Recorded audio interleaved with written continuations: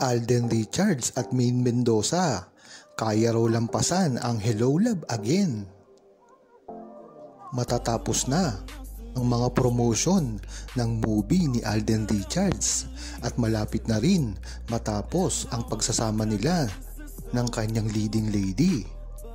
Ang malaking tanong pa rin dito ng publiko at lalong-lalo na ang buong Aldab Nation kung ano ang next na gagawin ni Alden Richards. Alam naman natin kung ano ito dahil matagal na ring sinabi ni Alden Richards na si Maine Mendoza ang una niyang gustong makasama sa movie.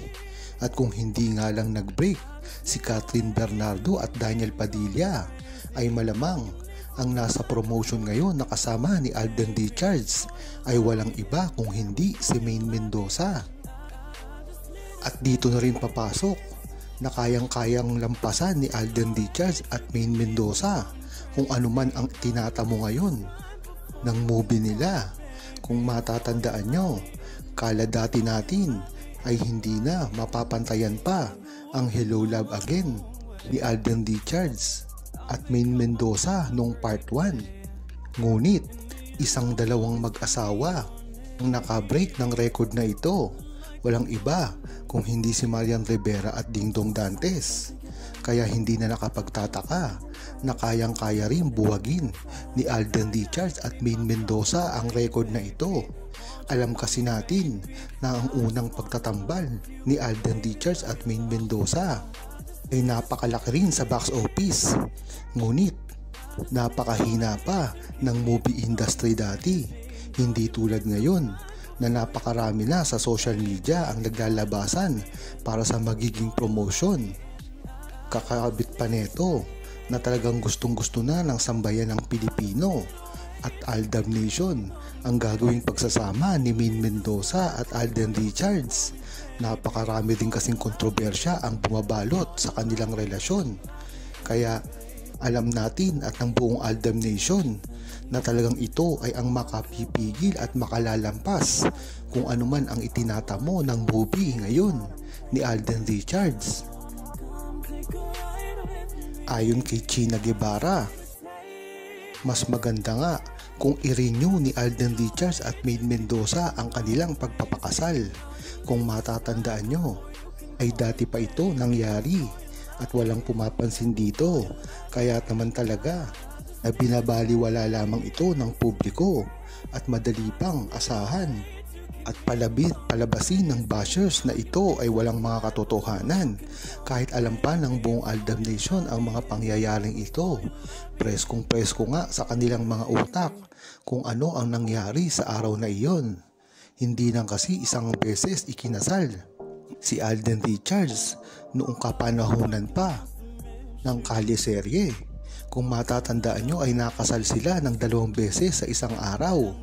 At hindi lang yon, natuloy pa to sa Vatican, sa Jordan at sa iba't iba pang lugar. Wala namang konfirmasyon kung talagang nangyari. Ngunit ang mahalaga dito ay sana nga ay mapatunayan ni Alden Richards kung ano man ang nananaig sa kanila ni Maine Mendoza, nang sa gayon ang mga bashers na ito ay matauhan na at wag nang sirain kung ano man ang relasyon ngayon ni Maine Mendoza at Alden Richards. Dahil hindi lamang naman si Alden Richards ang nasisira nila dito, naaapektuhan din ang mga wala namang kinalaman na mga seniors at OFW na wala namang hiling kay Alden Richards at Maine Mendoza kung hindi magpatuloy lamang sa kanilang relasyon at makagawa pa ng mga proyekto na talagang tatangkilikin naman ng mga OFW kagaya ng ginawa nilang proyekto dati. Ayon naman kay Tina Mahika, ganyan-ganyan nga ang nangyari dati kay Maine Mendoza at Alden Richards nung simula pa lamang ng kanilang relasyon. Lalong-lalo na sa Kalye-serye, marami talaga ang humahadlang sa kanila. Kung mapapansin nyo, ay mas marami pa nga silang basher dati kaysa ngayon. At yung time na yon ay talagang kilala na si Maine Mendoza at Alden Richards na totoo ang relasyon. Hanggang ngayon ay talagang binabanatan pa rin ng mga bashers si Maine Mendoza at Alden Richards.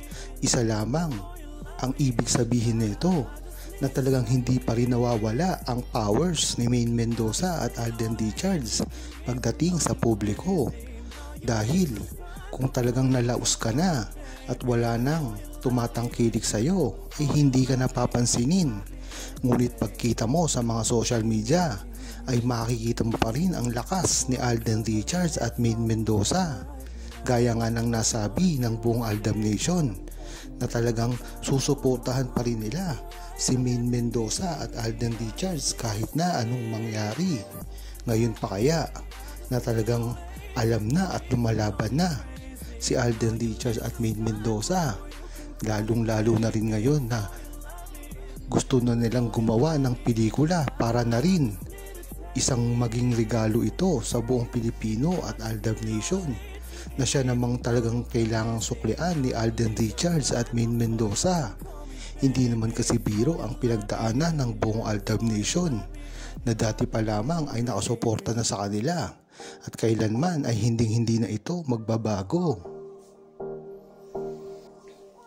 Ayon naman kay Shirley, si Maine Mendoza ay asawa na si Alden Richards, kaya wag na kayong umasa pa na si Catherine Bernardo ay magiging kasintahan si Alden Richards, dahil wala naman talaga silang relasyon. Nauna na kasing sinabi ni Alden Richards na wala naman siyang pagtingin kay Catherine Bernardo kung hindi isang kaibigan lamang. Ang maganda pa dito at siguradong nangyari, ang tawag niya naman talaga kay Catherine Bernardo ay bro. Yan nga ang na-reveal na tawagan nila. At kung mapapansin nyo, pagdating naman sa publiko ay wala silang ka-sweet-sweet. Hindi tulad ng kay Maine Mendoza dati, kung talagang alagaan ni Alden Richards si Maine Mendoza ay hindi talaga scripted. At syempre, ganun din si Maine Mendoza.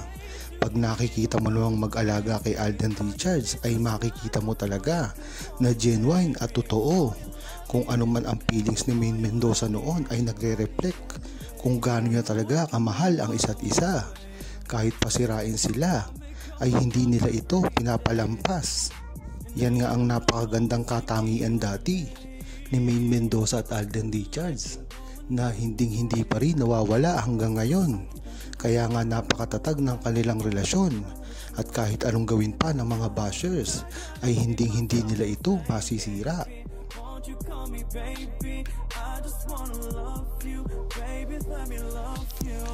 Huwag kalimutang mag-subscribe, comment at i-like ang video na ito. Thanks for watching!